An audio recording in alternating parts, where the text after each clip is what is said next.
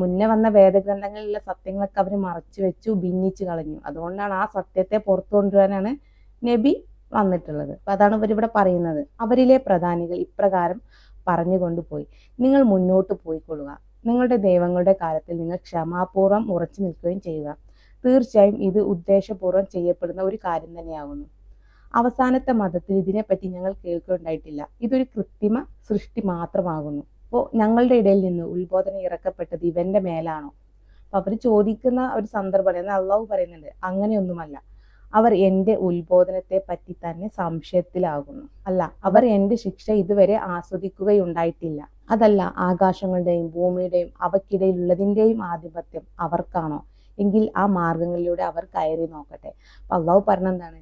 ആകാശങ്ങളുടെയും ഭൂമിയുടെയും അവയ്ക്കിടയിലുള്ളതിൻ്റെ ആധിപത്യം അവർക്കാണോ എന്ന്. എങ്കിൽ അവർ ആ മാർഗങ്ങളിലൂടെ ഒന്ന് കയറി നോക്കട്ടെ എന്ന്. അപ്പൊ അള്ളാഹു വെല്ലുവിളിച്ചോട് ചോദിക്കണേ.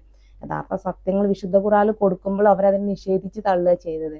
അവർ യഥാർത്ഥ സത്യത്തെ അവർ സംശയത്തിലാകുന്നു എന്ന് അള്ളാഹു പറഞ്ഞില്ലേ? അവർക്ക് ശിക്ഷ വന്നെത്തുന്നു അള്ളാഹു സൂചിപ്പിച്ചിട്ടുണ്ട്. ഇവർ ഇതുവരെ ശിക്ഷ ആസ്വദിച്ചിട്ടില്ല എന്നും. ഇനി പല കക്ഷികളിൽപ്പെട്ട പരാജയപ്പെടാൻ പോകുന്ന ഒരു സൈനിക വ്യൂഹം അത്രേ അവിടെ ഉള്ളത്. അവർക്ക് മുമ്പ് നൂഹിന്റെ ജനതയും ആദ് സമുദായവും ആണികൾ ഉറപ്പിച്ചിരുന്ന ഫിറോനും നിഷേധിച്ച് തള്ളിയിട്ടുണ്ട്. അള്ളാഹു അതൊക്കെ കഴിഞ്ഞതിന് ശേഷം പറയുന്നെന്താ? അവർക്ക് മുന്നേ നബിസ്വല്ലല്ലാഹു വരുന്നതിന്റെ മുന്നേ പല മതങ്ങളിലേക്കും പ്രവാചകന്മാരെ അള്ളാഹു ഇറക്കിയിട്ടുണ്ടെന്ന് അവരൊക്കെ ഇതേപോലെ നിഷേധിച്ച് തള്ളപ്പെട്ടിട്ടുണ്ട്. സമൂത് സമുദായം, ലൂത്തിന്റെ ജനതയും മരക്കൂട്ടങ്ങളിൽ വസിച്ചിരിക്കുന്നവരും സത്യത്തെ നിഷേധിച്ച് തള്ളിയിട്ടുണ്ട്. അക്കൂട്ടരത്രേ സത്യത്തിനെതിരിൽ അണിനിരന്ന കക്ഷികൾ. ഇവരാരും തന്നെ ദൂതന്മാരെ നിഷേധിച്ച് കളയാതിരുന്നിട്ടില്ല.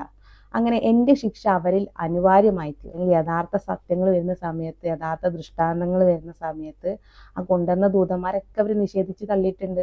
അതാണ് തുടക്കത്തിലൂടെ പറയുന്നത്. നബി സല്ലല്ലാഹു അലൈഹി വസല്ലമക്ക് വന്നതും ഇതേ അവസ്ഥ തന്നെയാണ്. ഒരൊറ്റ ഘോര ശബ്ദമല്ലാതെ മറ്റൊന്നും ഈ കൂട്ടർ നോക്കിയിരിക്കുന്നില്ല.